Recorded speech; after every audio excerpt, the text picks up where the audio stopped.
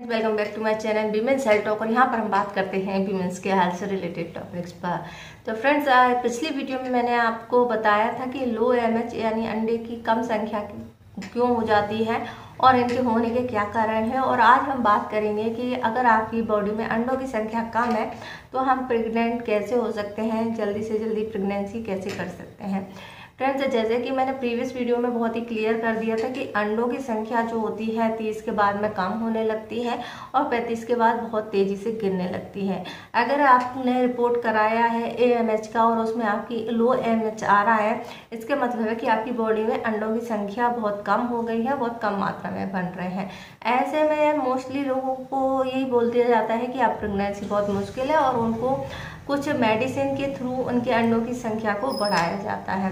तो ऐसे में क्या प्रेगनेंसी हो सकती है, क्या कितने % चांस होते हैं। फ्रेंड्स, आज की वीडियो में मैं कुछ ऐसी बात कहने वाली हूँ जो शायद आप कोई नहीं कहेगा। फ्रेंड्स, मान लीजिए एक हमारे पास एक बर्तन है और इसमें बहुत सारे अंडे हैं, जो कि हम समझ सकते हैं कि आपका अंडाशय है और उसमें बहुत सारे अंडे भरे हुए हैं। अब हम फुल होता है जब हम पैदा होते हैं और धीरे धीरे करके इनकी संख्या कम होती है। लेकिन अब जितनी भी संख्या कम हो जाए लेकिन इनमें कुछ तो अंडे बन रहे हैं। अब ये अंडे कैसे हैं, कितने फर्टाइल हैं, इनकी क्वालिटी कैसी है, कितनी संख्या है, ये सब के लिए आपको कुछ मेडिसिन दी जाती हैं या फिर होम रेमेडीज, जो कि मैंने प्रीवियस में भी आपको बनाई हुई है। तो ऐसे में अगर आप इस चीज़ को लेकर के चिंता करते हैं कि अब हमारे अंडे बहुत कम हैं या अंडों की संख्या बहुत कम है इसलिए प्रेगनेंसी नहीं हो सकती, तो ये बात पूरी तरीके से सही नहीं है। क्योंकि अगर आपके अंडे बन रहे हैं तो जब तक आपके अंडे बन रहे हैं, भले ही संख्या कम हो, लेकिन इनके प्रेग्नेंट होने के चांसेस रहते हैं। वो इसलिए रहते हैं कि हमें प्रेग्नेंट होने के लिए सिर्फ एक अंडे की ज़रूरत होती है और जब आपकी बॉडी में अंडों की संख्या कम होती है तो इसके होने के चांस कम हो जाते हैं। लेकिन ऐसा नहीं है कि प्रेगनेंसी नहीं रुकेगी। इसके लिए क्या किया जाता है, इसके लिए आप अगर नॉर्मली तरीके से कंसीव नहीं कर पाते हैं तो आपको बहुत सारे मेडिकल ट्रीटमेंट लेने पड़ते हैं। और मेडिकल ट्रीटमेंट में ये जो आपके एग की संख्या है या एग है, इनकी क्वालिटी को बेहतर बनाया जाता है, इनकी फर्टिलिटी को बूस्ट किया जाता है। तो ये आप कुछ होम रेमेडीज़ हैं उनसे भी कर सकते हैं। अगर आप ट्रीटमेंट करा रहे हैं तब भी आपको ये होप नहीं छोड़ना है कि आपने आयु कराया, IVF कराया तो वो फेल हो गया, तो आप दोबारा चांस जरूर लें। क्योंकि अगर ये मान लीजिए इसमें 5 अंडे भी बन रहे हैं और उनमें से कोई एक अंडा है जिसकी क्वालिटी अच्छी है और उसी से साथ में स्पर्म का कंजुगेशन हो जाता है या आप उसमें भ्रूण बनता है, तो आपको सिर्फ उसी एक की ज़रूरत होती है और उससे बहुत चांस होते हैं और इसको आपके यूट्रस में डाल दिया जाए और वो अच्छे से लो एमएच के बारे में आपको समझ में आ गया है। एंटी मुलेरियन हार्मोन टेस्ट होता है जो ये बताता है कि आपके कितने एग बन रहे हैं और इनकी संख्या कितनी है, लेकिन इनकी क्वालिटी के बारे में ये कुछ नहीं बताता है। अगर आपको एग बन रहे हैं, अगर बहुत कम भी बन रहे हैं, तब भी आपका एक एग भी अगर अच्छे से बन रहा है तो उससे प्रेगनेंसी के चांसेस रहते हैं। इसलिए होप्स कभी नहीं छोड़ने चाहिए। अभी हाल ही में सिद्धू मूसेवाला की मां ने बच्चे को जन्म दिया है, तो कई सारे लोगों के मन में ये आ गया है कि एक 60 साल की उम्र में एक बच्चे को कैसे जन्म दिया जा सकता है, जबकि मेनोपॉज ही हो जाता है इस टाइम पर तक, तो फिर प्रेगनेंसी कैसे हुई। तो ये तो सबको पता है, एक अंदाजा है कि IVF के द्वारा ही ये बच्चे को जन्म दिया गया होगा।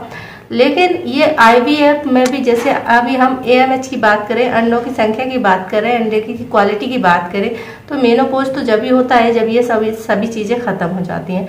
तो ऐसे में प्रेगनेंसी कैसे संभव हुई, इसके लिए जो डोनर होता है उससे एग लिए गए और ये जो एग होते हैं यंग एज की महिला के लिए जाते हैं और इनसे प्रेगनेंसी की जाती है और ये सारा IVF का प्रोसेस होता है और इसके थ्रू ये प्रेग्नेंट किया जाता है।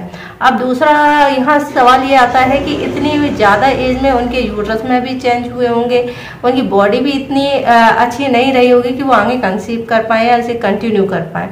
अगर कैसे भी करके इम्प्लांट भी कर दिया गया तो फिर बेबी कैसे हुआ। तो इसके लिए पूरा 1 साल का प्रोसेस किया जाता है जिसमें बहुत सारे हार्मोनल थेरेपी दी जाती है, बहुत सारी मेडिसिन दी जाती हैं।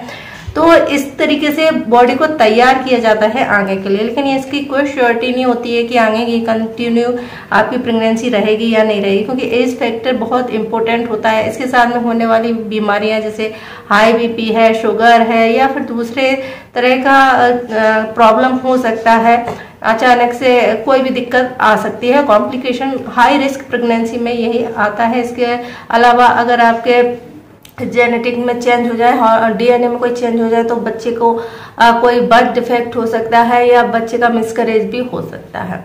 तो अब यहाँ पर एक सवाल आता है कि कितने कम AMH के साथ में प्रेगनेंसी की जा सकती है। तो फ्रेंड्स, अगर नॉर्मली बात करें तो 1.5 से लेकर 4 तक जो है प्रेगनेंसी होती है। लेकिन अगर कम AMH की बात करें तो 0.5 में भी IVF के द्वारा प्रेगनेंसी की जाती है। और इसमें ही जो जितने भी एग हैं और जितनी भी उनकी क्वालिटी उनको इम्प्रूव किया जाता है, और उनमें से अगर एक भी एग जो होता है बेस्ट बन जाता है, बेस्ट क्वालिटी का बनता है, तो इसे इम्प्लांट कर दिया जाता है ताकि आगे की प्रोसेस आपके गर्भाशय में हो।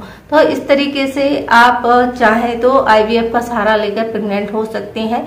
लेकिन रिस्क सभी में रहते हैं और चांस भी रहते हैं, तो इसके लिए आपको पूरे होप नहीं छोड़ना चाहिए, ट्राई करते रहना चाहिए। क्योंकि जो IVF के स्पेशलिस्ट होते हैं उनका काम ही यही होता है कि जितने कम एग हैं उनमें ही बेस्ट एग को ढूंढा जाए। साथ ही इसमें वो और भी एग को, क्वालिटी वाले एग को प्रिजर्व करते हैं, ताकि अगर आपका फर्स्ट टाइम पर ये सक्सेस नहीं होता तो सेकंड टाइम पे हो, सेकंड पे नहीं हो तो थर्ड पे हो।